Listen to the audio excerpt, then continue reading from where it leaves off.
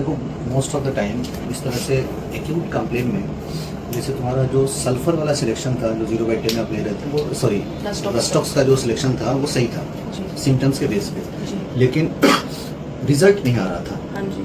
तो इंडिकेशन वही है, मेडिसिन आपने ठीक लिया है, रिजल्ट नहीं आ रहा है। एक्यूट कंडीशंस में ऐसे में हम बहुत जल्दी दो चीज़ों को सोच के एक प्रिस्क्रिप्शन करते हैं, स्पेशली वो है या तो सीजन या रीज़न। इसका एज एन ऑब्स्टिकल कंसीडर करके और आप एज एन इंटर करंट एक डोज दे के and go for the your indicated medicine, और इस कंडीशन में आपको अच्छा रिजल्ट मिलता है।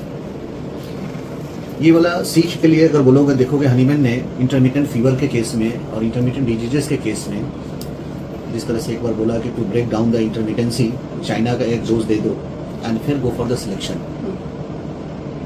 Based on this most of the time अगर आपने एक रेमेडी एक्यूट के लिए प्रिस्क्राइब कर दिया है और अगर काम रिजल्ट सही नहीं हो रहा है तो अकॉर्डिंग टू द सीजन आप एक इंटरकरेंट रेमेडी, या फिर रीजन कहने का मतलब है मैजमेटिक कंडीशंस के अकॉर्डिंग।